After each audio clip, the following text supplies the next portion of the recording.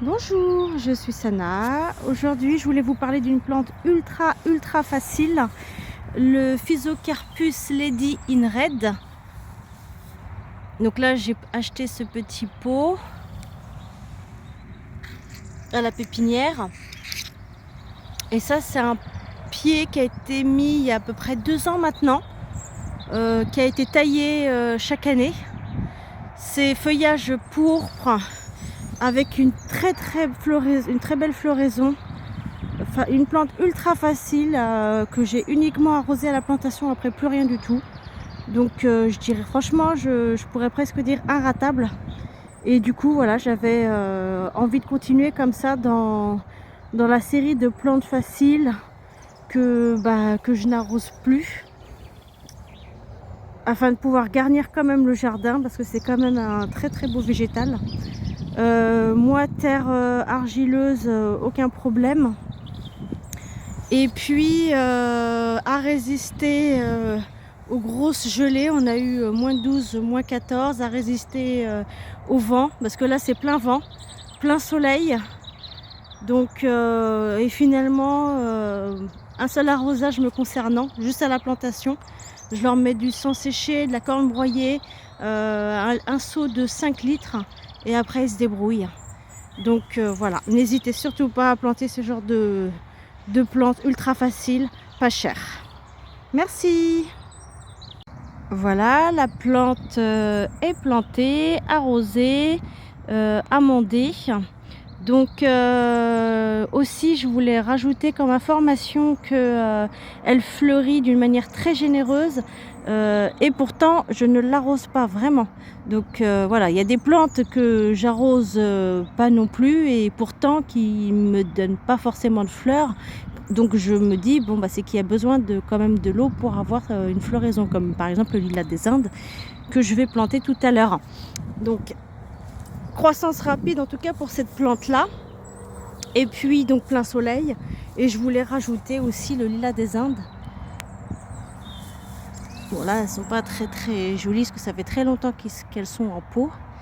Donc là c'est la couleur rose, le Lagerstemia rose. Et ça c'est une plante que j'ai déjà dans le jardin, mais croissance rapide pour le lilas des Indes, et je pense qu'il n'y a pas de floraison parce que je n'arrose pas nécessairement. Merci. Alors dans la série plantes faciles, vous avez l'Exochorda. Donc c'est une plante qui fait des petites fleurs blanches doubles au mois de mars. La floraison dure quand même à peu près 3 semaines, enfin en tout cas chez moi.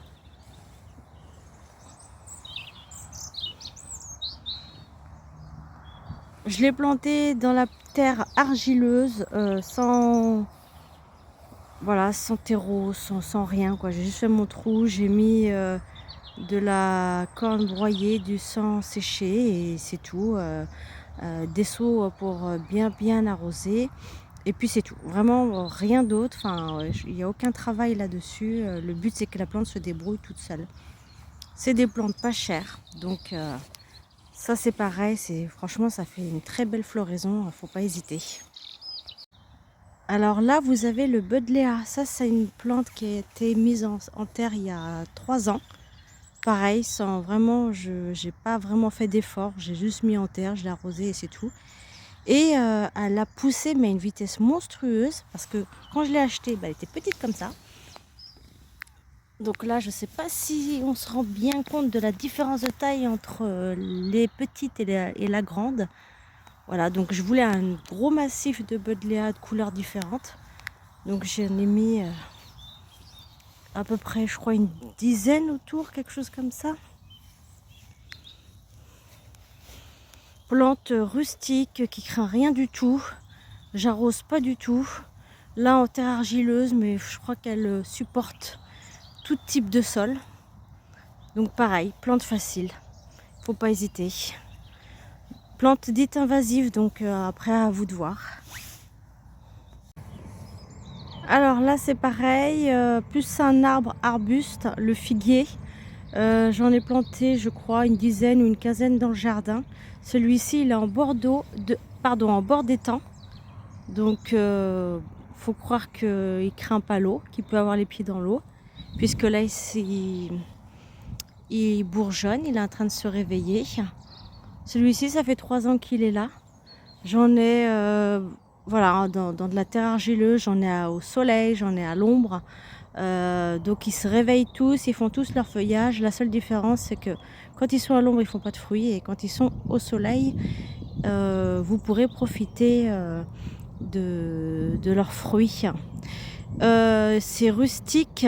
Quand celui-ci, en tout cas, il n'a pas du tout brûlé, il n'a pas craint les -14, la neige, le gel. Enfin voilà, en plus en plein vent. Donc, mais il y en a quelques-uns qui ont eu quand même le bout de la ramure un petit peu brûlé. Bah, on taille, et puis celui-là, il se réveille plutôt pas mal. Voici un autre sujet qu'on a mis en terre il y a à peu près 4-5 mois de ça. Peut-être un petit peu plus. Bah, pendant l'hiver, hein, mais genre novembre-décembre. Franchement, il a été arraché chez des gens comme des sauvages, replanté avec des racines sans motte. On nous l'a donné, et pourtant j'étais très surprise de voir à quel point à la limite il est même plus beau que les autres.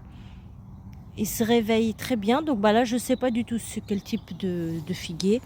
Bon, pour moi, c'est pour de l'ornement avant tout, parce que il fait un effet exotique, un effet presque tropical de par ses feuilles. Il a une très très belle odeur.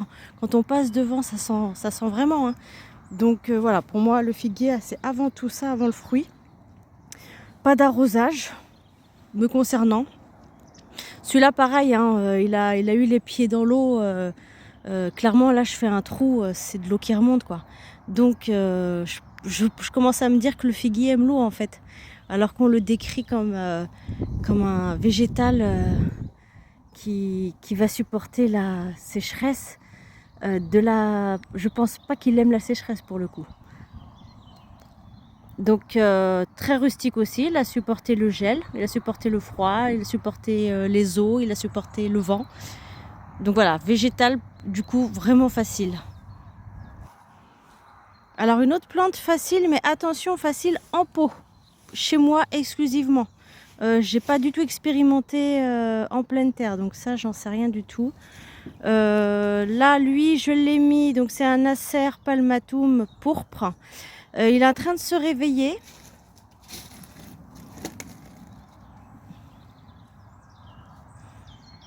Donc celui-ci est protégé par un panneau en bois. Il a été planté dans de la terre ultra légère, pas d'argile, vraiment pas. Enfin voilà, c'était la terre qu'il y a dans mon sous-bois, donc c'était vraiment de la terre ultra légère, comme de la tourbe. Je n'ai pas du tout mis de terre de bruyère, j'ai pas acheté, c'est ça que je veux dire, j'ai pas acheté de complément pour cette plante.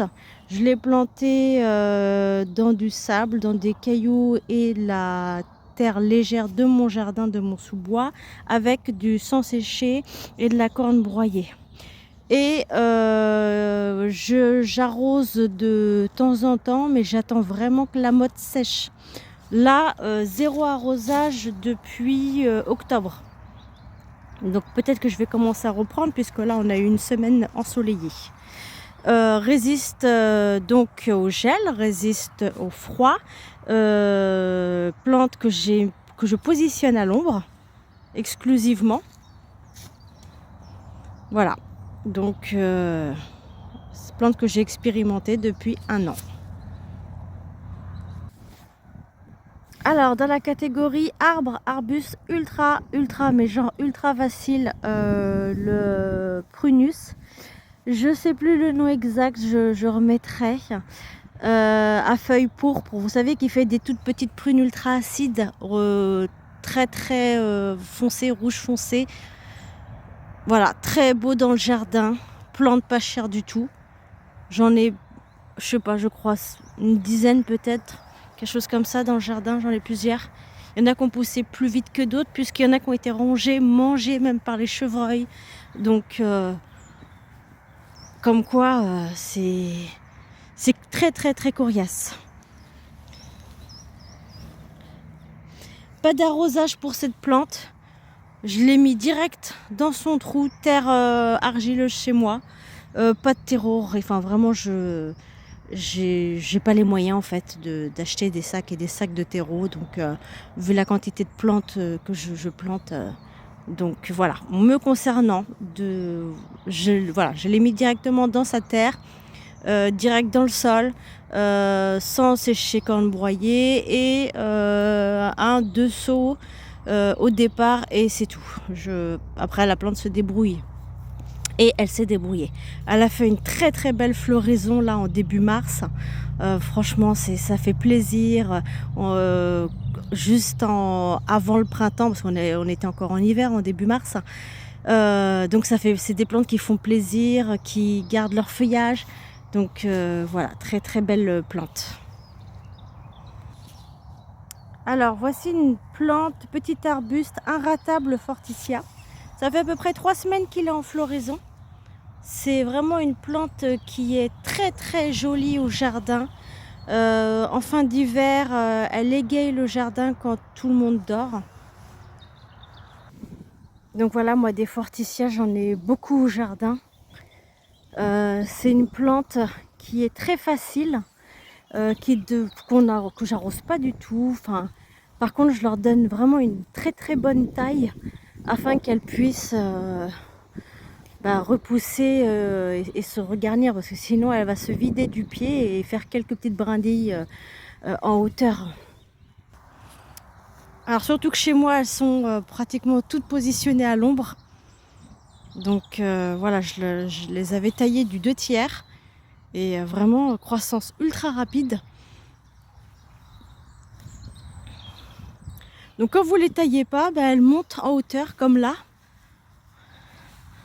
Je dirais, je sais pas, peut-être jusqu'à 4 mètres de haut là, 5 mètres. Je sais pas si ça remonte bien jusqu'en haut là-bas. Là ça ressort juste avec ses fleurs jaunes, parce que sinon je pense qu'on se rendrait pas forcément compte. Donc voilà, le forsythia, j'en ai beaucoup au jardin. Je sais pas si on voit là tout le long. Ça c'est pas des plantes que moi j'ai plantées, celles-là c'est des plantes que j'ai découvertes une fois qu'on avait enlevé toutes les ronces, toute cette partie là le long de la petite route était complètement en ronces. Donc voilà, quand on a tout débroussaillé pour faire propre, pour voir quels sont les végétaux qui étaient finalement cachés en dessous, qui étaient envahis, et pour pouvoir clôturer, on a découvert énormément de plantes là-dessus. Donc ça, forsythia, plante facile, plante pas chère. Là, toujours pareil en terre argileuse, mais je pense que vous pouvez planter ça un petit peu partout, parce que moi j'en vois un petit peu partout et je n'arrose pas. Donc voilà. Alors la sauge ornementale, celle-ci est d'un rose foncé. Non, j'ai des bêtises, d'un rouge foncé. C'est pas la haute lips, c'est vraiment que rouge. Parce que j'en ai beaucoup des sauges. Plante facile, pas chère non plus. Là, elle est paillée par des briquettes d'ardoise. Donc là, elle commence à se réveiller. Elle fait déjà quelques petites fleurs. En fait, j'avais attendu pour la tailler parce que j'ai peur qu'il y ait d'autres, comment pourrais-je dire, d'autres gelées, quoi. Parce que ça se taille en mars. Je crois que je vais le faire. Je vais tailler et puis afin qu'elle puisse repousser du pied, qu'elle ne se dégarnisse pas du pied pour me faire des feuilles en bout, quoi. Ça, c'est pas très joli. Donc elle a été magnifique cet été, donc voilà, C'est une plante qui coûte pas cher et qui fait son effet. Voilà, tout simplement. Donc là, normalement, c'est plein. Enfin, quand on lit les recommandations pour ces plantes-là, c'est plein soleil. Moi, elle est complètement mi-ombre, étant donné qu'elle est sous des arbres. Donc là, on voit vraiment tous les arbres qui sont en train de se réveiller. Des chênes immenses, des aulnes immenses. Donc voilà, tout ça, c'est quand ils auront leurs feuilles, bah, ça va être mi-ombre totale. Voilà, puis un petit arrosage de temps en temps. Donc voilà, à côté, bah, un autre érable. Ça fait maintenant 3 ans qu'il est planté en pot. Là, lui aussi, il se réveille. Positionné donc à l'ombre quand toutes les feuilles des arbres vont commencer à sortir. Donc voilà, Acer palmatum atroporpurum. Ouais. Donc comme vous voyez, je mets du paillage pour vraiment garder de l'humidité, mais je fais un arrosage une fois par semaine à peine l'été et vraiment attendre que ça sèche. Là, je ne l'ai pas du tout arrosé depuis certainement octobre, quelque chose comme ça. Donc, je pense que je vais reprendre l'arrosage peut-être semaine prochaine. Je ne sais pas si la pluie va revenir ou pas. Donc, bah, pareil, comme je l'ai expliqué tout à l'heure, résiste au froid, au gel. Moi, j'ai expérimenté que en pot. Là, je pourrais pas dire plante pas chère parce que je sais qu'en jardinerie, c'est un végétal qui coûte cher. Moi, je l'ai payé, combien, 22 là, 22 €. C'était un petit arbre d'1 mètre de haut à peu près. Bah, croissance lente pour le coup parce que je vois que il fait 1,50 m, donc en 3 ans, c'est pas des masses. Voilà. Donc là, vous voyez, c'est le prunus qui est positionné en pleine ombre, parce qu'une fois que tous ces végétaux vont faire leurs feuilles, évidemment qu'il n'y aura plus du tout de soleil à ce niveau-là.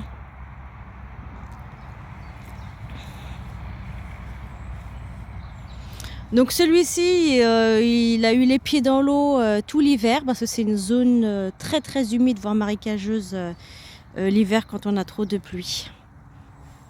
Et il est à peu près une dizaine de mètres d'un grand chêne multicentenaire. Enfin, il y a à peu près une dizaine de chênes d'ailleurs multicentenaires.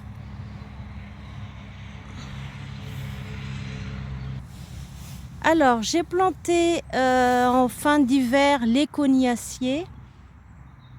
Je trouve ça très joli, sa floraison, elle fait plaisir en fin d'hiver.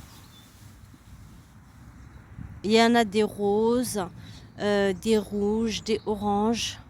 Je ne sais pas s'il y en a des blancs par contre.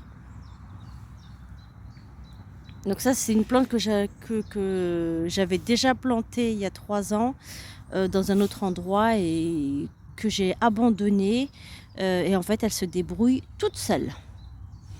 Ici, pareil, argile, terre imbibée l'hiver. Donc autant dire que quand j'ai creusé, il y avait de l'eau, donc même pas d'arrosage. Voilà, elle a été mise comme ça et elle va se débrouiller. Et à côté, donc là, il y a la version en rose.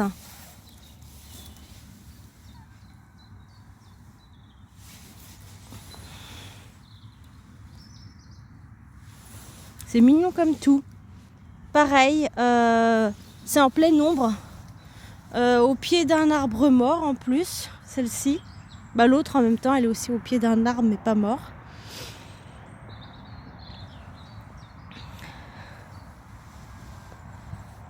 Je vois qu'il y a la passiflore qui se réveille aussi.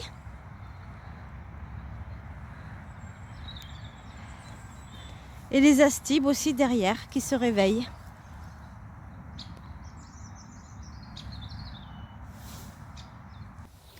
Donc voici le cognacier qui a été planté il y a 3 ans, tout petit. je sais même pas trop la couleur rose saumon.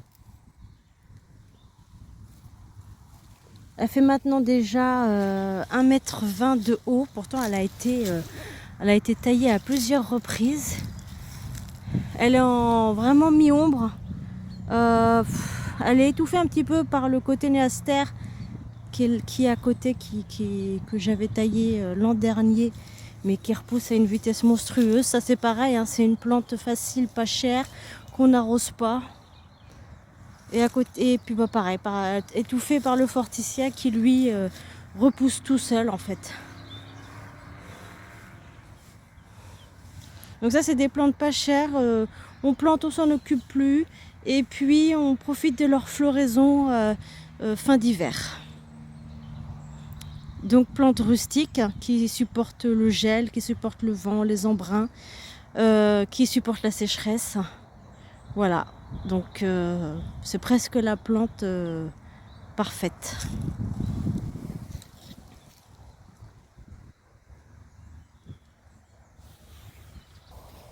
Alors vous avez aussi la spirée, c'est une plante qui est là chez moi